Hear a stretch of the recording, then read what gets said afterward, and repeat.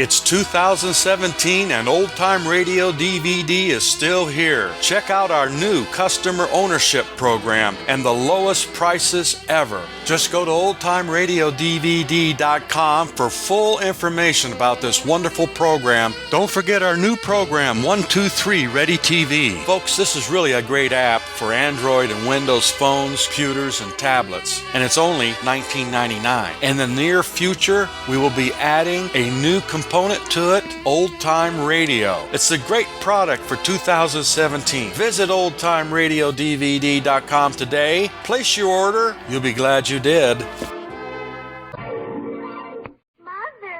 is Maxwell House coffee really good to the last drop? Well, your father says so, and Father knows best.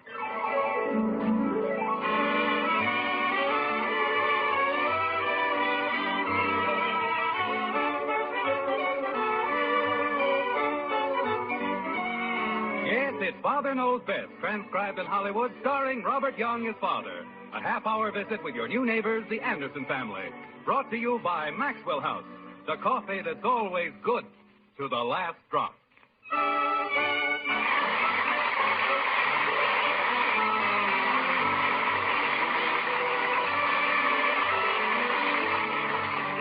In an average town, Springfield, on an average street, Maple, lives an average American family, the Andersons. The husband, Jim, is very much in love with his wife, Margaret. And they're both quite fond of their three children, Betty, Bud, and Kathleen, which I should say is an average way for parents to feel. On this particular morning, which is an average sort of day, the Andersons are ready for an average sort of meal, breakfast. Well, they're supposed to be ready, but you know how it is. The average mother calls, Jim, your breakfast is on the table. and the average answer is, Mother, I can't find my skate. Kathleen, come in and start your breakfast. Oh, breakfast. Don't you understand, Mother? This is a crisis. How can I go to school without my skates? Eat your breakfast, dear, and we'll look for the skates later. Oh, but I have looked for them. I've looked just everywhere. They've simply varnished. Vanished, Kathy. Oh, what am I going to do? You're going to eat your breakfast. I'll run out to the garage and see if you left them there. And don't use too much sugar on your cereal. Look way in the back, Mother, near the magazine. Oatmeal. That's all you ever get around here is oatmeal.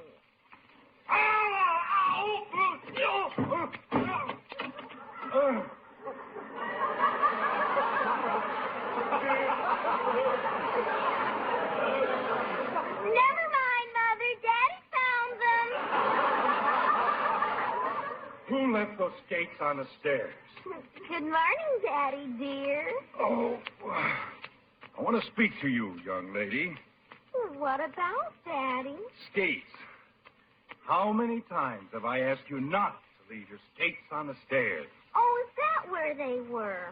Golly, I looked simply everywhere, and I couldn't find them. Good morning, dear. Did you have... Jim, what did you do to your chin? I came down the stairs on it. Does it look bad? Let me see. Oh, Jim, your poor chin. Isn't it wonderful, Mother? Daddy fell down the stairs and found my skate. I did not fall down the Please, stairs. Jim, hold still. How can I fix your I chin? will not have that child telling people I fell down the stairs. I tripped over her confounded skates. Is that the only place you can find to leave them? Well, she's very sorry, dear, aren't you, Kathy? Hmm?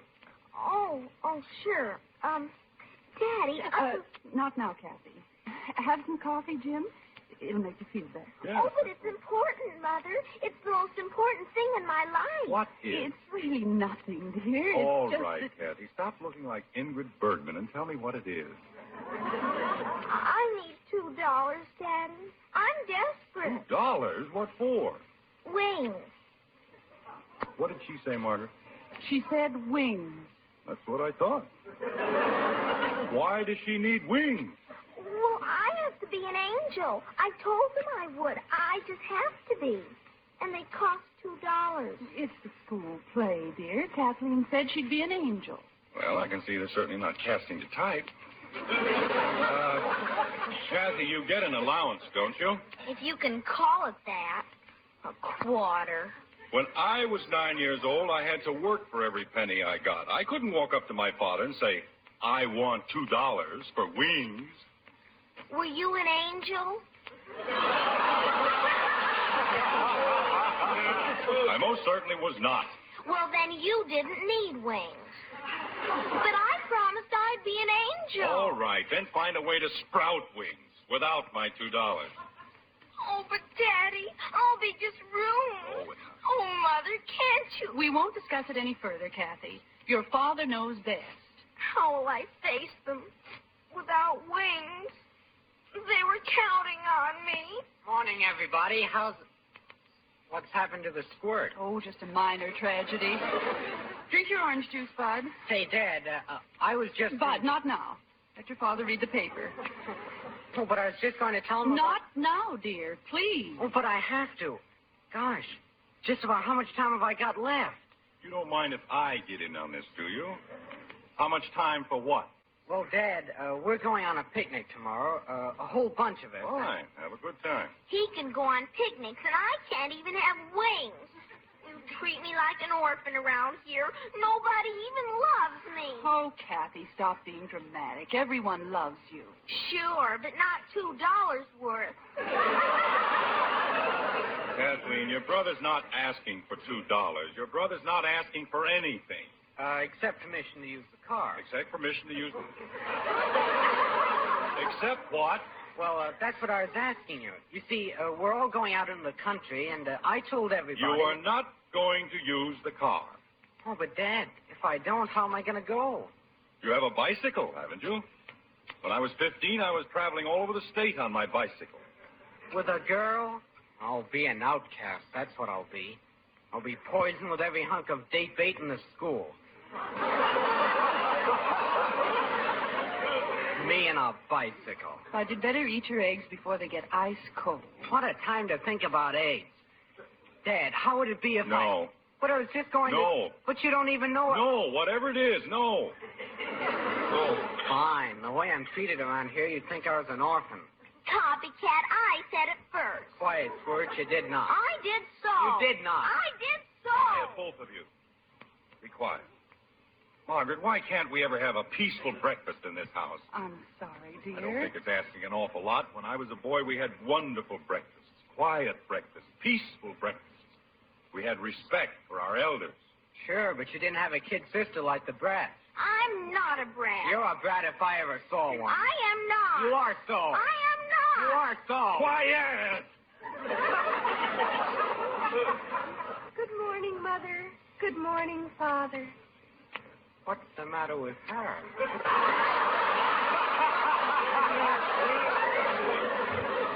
You're, late, Betty. I know. I was looking out the window at a bird. It was sitting on an egg. Gosh, how'd you ever tear yourself away?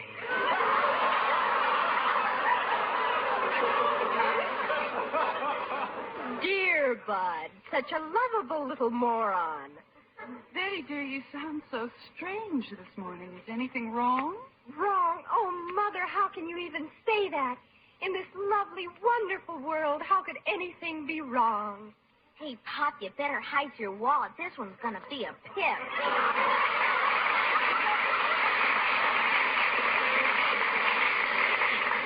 Father, if you don't do something about that Betty, child... if you don't mind, I believe I can manage my family without your assistance. Kathy, Yes, Daddy? I believe I am as well qualified as you to recognize the devious routes employed by your sister in leading up to the announcement that she needs a new dress. You're all very amusing, but I don't need a new dress. Dear, are you sure you feel all right? I feel fine. Betty, you don't want any money? No, Father, why? You don't want to borrow the car? Of course not. Well, at least there's one sensible child in this family. Betty, I'm proud of you. Thank you, Father. Yes, sir. What this country needs is more children who leave their fathers alone at the breakfast table. I think I'll have another cup of coffee, Margaret. All right, dear. There you are. Thank you. Well, Betty, what's the good word in your little world? Oh, just the most wonderful thing has happened, Father. I'm going to be married.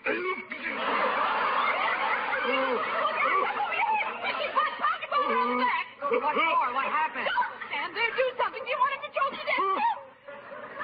I'm all right. I think. You're going to be fine, Dad. Just fine. Well, stop beating me on the back or I'll never be all right. Oh. Bud, you're going to be late for school. Oh, I get it. Come on, Kathy. Come on, where? You're going to school. Well, I don't have to leave for 10 minutes. Oh, that's what you think. See you later, everybody. Stop pulling me, you brute. I have to get my skates. Mother! All right, Betty. Now, what was that newsy little item you dropped into the middle of my coffee? Oh, you mean about getting married? Isn't it wonderful? Betty, you wouldn't mind giving us a little more information, would you? You know, just in case we want to get in touch with you later. I don't know what you mean, Father. Well, just for a start, who is it? Who's who? The boy, my prospective son-in-law. What's his name? Billy. He's wonderful. Betty, not Billy Smith. Just wonderful. Which one is he? You know, Jim, he's the one who hates football players. The one Betty thinks is aesthetic. Aesthetic. It's the one I think it is. That's a new way of spelling anemic.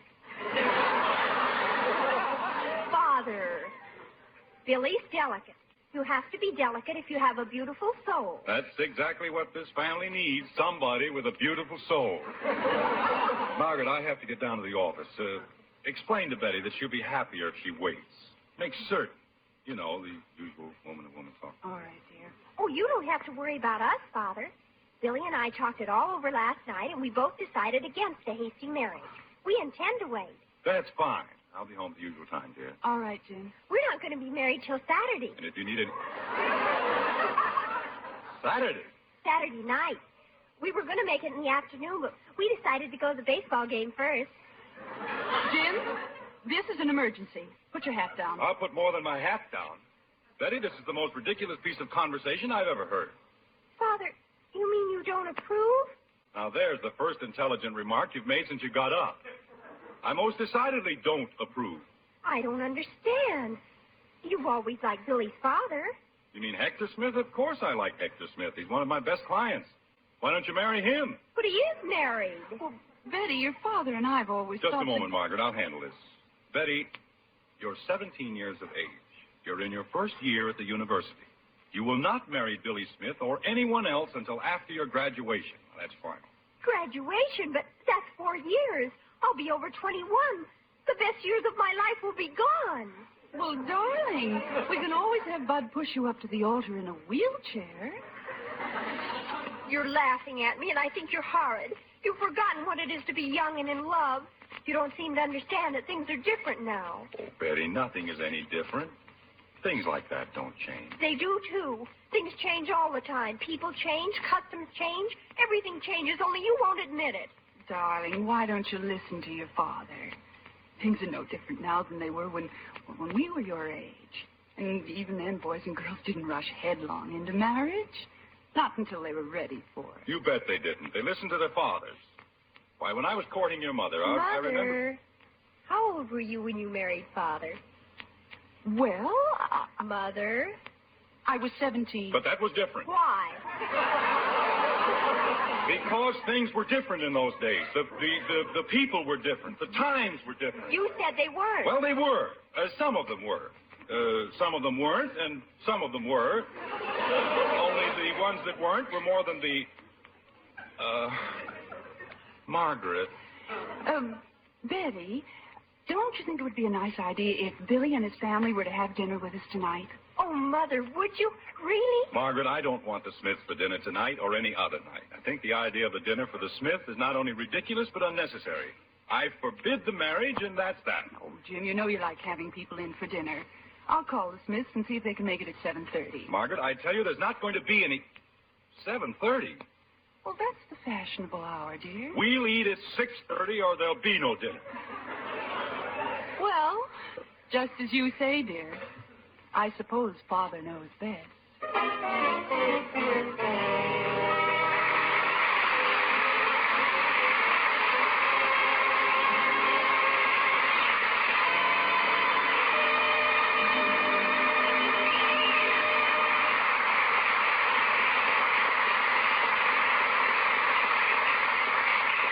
Sure, we'll go along with that.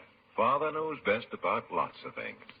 But when it comes to coffee, really good coffee, Mother doesn't take a back seat for anybody. Mother knows what a wonderful difference a really good cup of coffee like Maxwell House can make. Now, maybe you've wondered why there's such a difference in coffees, and why it is that only one coffee, Maxwell House coffee, gives you that heartwarming, good-to-the-last-drop flavor. Well, I'll tell you. Anybody who's ever been in a kitchen knows what a recipe is, and that's just what we've got. The one and only recipe for good-to-the-last-drop flavor. It's mighty closely guarded, this recipe, and we've perfected it through more than half a century's experience in blending fine coffees. Of course, there's an act to it, too. And along with the recipe, our Maxwell House people have the know-how to blend the particular coffees it calls for just so, and roast them to the peak of flavor and goodness. Yes, sir, our Maxwell House coffee is unmatched for flavor the world over. And that's the reason more people buy and enjoy Maxwell House than any other brand of coffee at any price. So naturally, tomorrow, I hope you'll be enjoying all that wonderful fragrance and flavor of Maxwell House. The coffee that's always good to the last drop.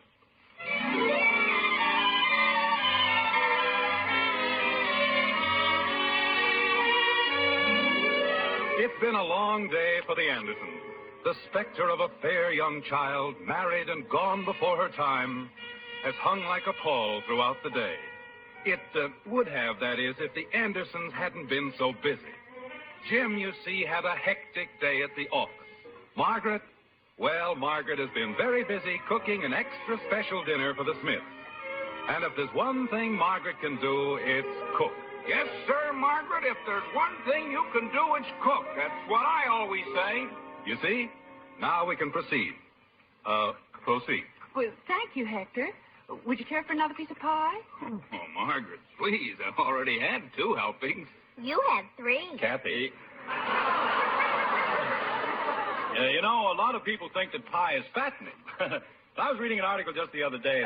Jim, it's not that we don't enjoy your informative little talks, but I was under the impression that this dinner had, shall I say, a more or less definite purpose. Oh, you mean, sure, yeah. You know, I had a long talk with Heck before dinner. Jim, dear, I hate to interrupt, but don't you think it would be a good idea if Bud took Kathy to the movies? In the middle of the week, I certainly do not. Oh, yeah, I see what you mean. Bud, how would you like to take Kathy to the movies? Oh, boy. I wouldn't. I can't think of anything I'd rather do less. Well, that's fine. Now, here's $1. Have a good time. Oh, Dad, do I have to? Yes, you have to. That'll be enough of that, Kathy. But I'm surprised. You ought to be glad to take your sister to the movies. I'd rather go with a gorilla. Boy, you don't know what she's like. She never even looked at the picture. She sits around backwards and stares at the people.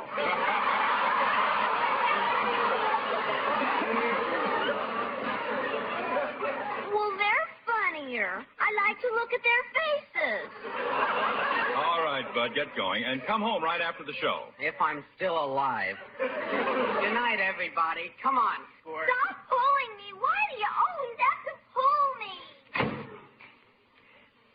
Lovely children. Well, they mean well, I think. Mother. Yes, baby? Mother, Billy and I have been talking. Billy, you tell them. Would it be all right if we went to the movies? Oh, no. I should say not. We're here for a purpose, a very definite purpose. Frankly, I think the whole thing is perfectly idiotic. Imagine discussing a ridiculous subject like marriage with these children. We're not children, Mother. We're quite adult. We have adult minds, adult bodies, adult passions. William!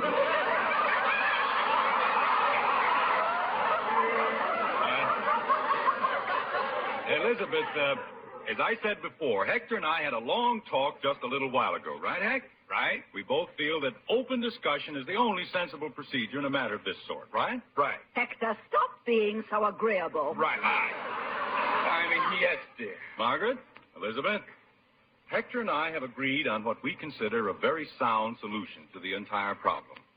we have decided to permit Betty and Bill to be married immediately. Daddy! Jim! No. Holy cow. Oh, Mother, isn't it wonderful? I don't know. Yes, sir. Nothing like marriage and responsibility to set a man straight. Where did you kids figure on living? After you're married, I mean. Oh, I see. Well, we sort of figured... Oh, Mother, couldn't Kathy move in with Bud? Then Billy and I Oh, that's ridiculous, Betty. You've got to have a home of your own, a place for your roots to take hold and grow. Right, Ed? Right. Well, guys, that'd be kind of expensive. And on my allowance... Oh, don't worry about your allowance, Billy. Married men don't go around taking allowances from their fathers. They don't. Why, of course not. They're too proud to be supported by their fathers. I'm not. Why, of course you are.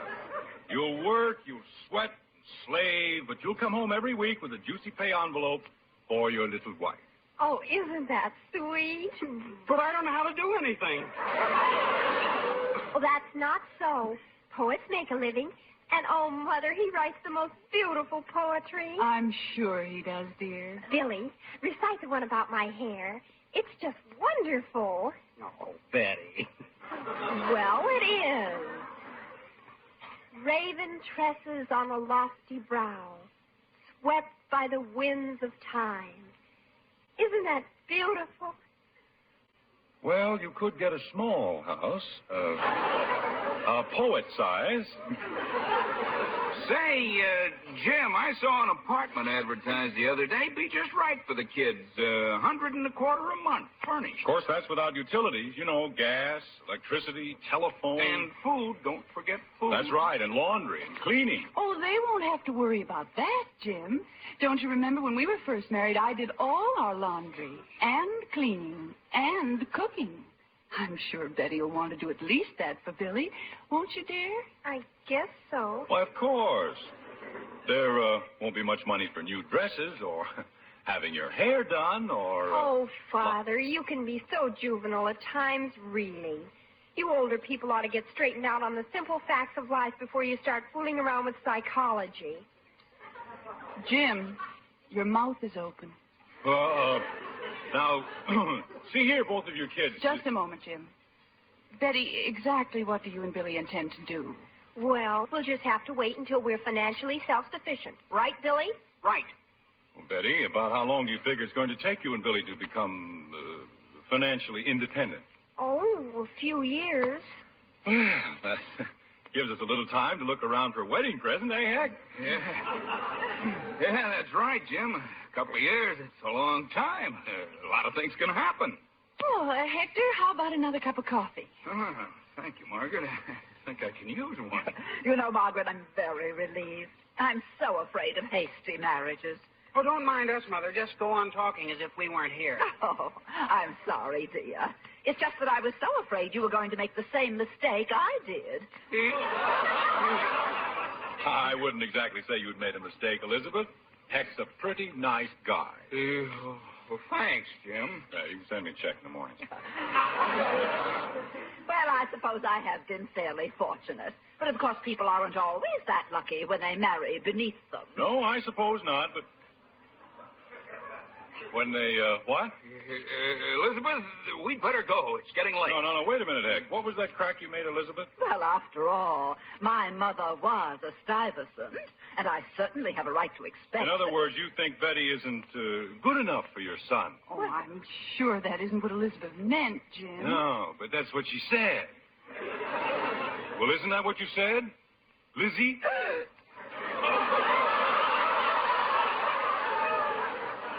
Don't you dare call me Lizzie. Why not? If you can say my daughter isn't good enough for that puny excuse of a son. Now, just a minute, Jim. Writing poetry. What makes you think he's such a bargain? My boy has a fine head on his shoulders. What shoulders? Oh. I've seen better heads on a small beer. This is what comes from slumming. Slumming? Now you listen to me, Elizabeth Smith. Your mother may have been a Stuyvesant, but my father spent half his life picking your father out of wasn't lying down because he was tired. I think I'm going to faint. Hector, I'm going to faint. Go right ahead, dear. I'll catch you. You ought to be ashamed upsetting my mother with your vulgar insinuations. Vulgar? Why, you little pipsqueak. If you were my son, I'd vulgar you so hard you wouldn't sit down for a week. Well, fortunately, I'm not your son. Peasant. Peasant? Don't you dare call my father a peasant, Billy Smith. Don't you dare. Well, that's what he is. He is not. He certainly is. Well, I'd rather be a peasant than a pipsqueak. Don't you call me a pipsqueak. I will if I want to. Pipsqueak? Peasant. I never want to see you again as long as I live. Well, you won't if I can help it. You're just the nastiest creature I've ever met in my whole life. I am not. You are so. I am not. I am nothing of the kind you think. Hector! Just a minute, dear. Say, Jim. I'm sorry I lost my temper, Hank. Oh, that's all right. Say, Jim, that thing about picking Elizabeth's father out of the gutter, is that true? Sure it's true. Why?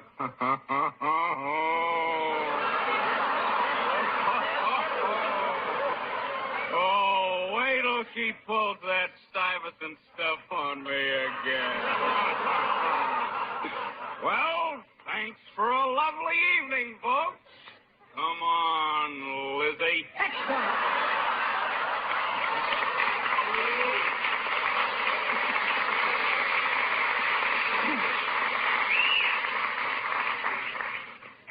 Yes, dear. And, Billy, Yes, Father. come on, pipsqueak.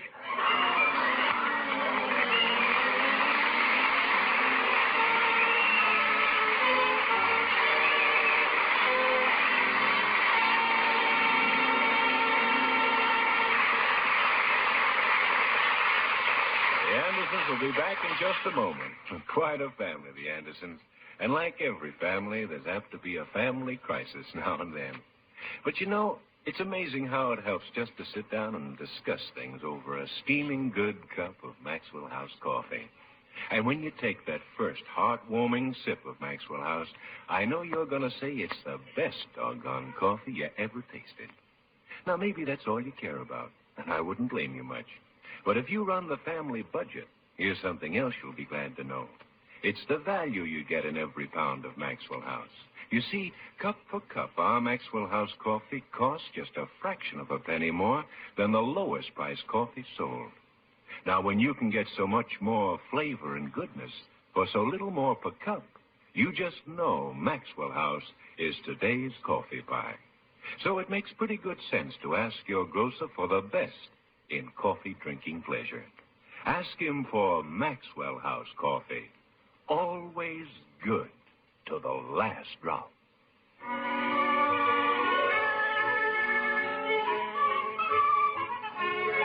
Well, we started with breakfast, and we might as well finish the same way. Let's drop in at the Andersons at breakfast time the very next morning. The average children are still getting dressed. The average mother is racing around the kitchen, and the average father... Jim, where are you going? I got to rush, dear. Can't stop for breakfast. Just time to catch the bus. The bus? But I thought you Never said... mind what I said, but just tell Bud if he gets one scratch on that car, I'll brain him. All right, dear. I'll be home at the usual time. Be a good girl. I'll try, dear. Oh, Jim. Yeah? Where'd you put the car keys? The keys? Oh, they're on the dresser, on top of Kathy's 2 bucks. Oh, Jim. Now, what's the matter? Remind me to tell you, you're an angel. I'm a dope. You are not. I've got witnesses.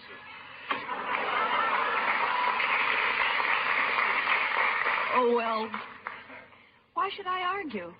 After all, Father knows best.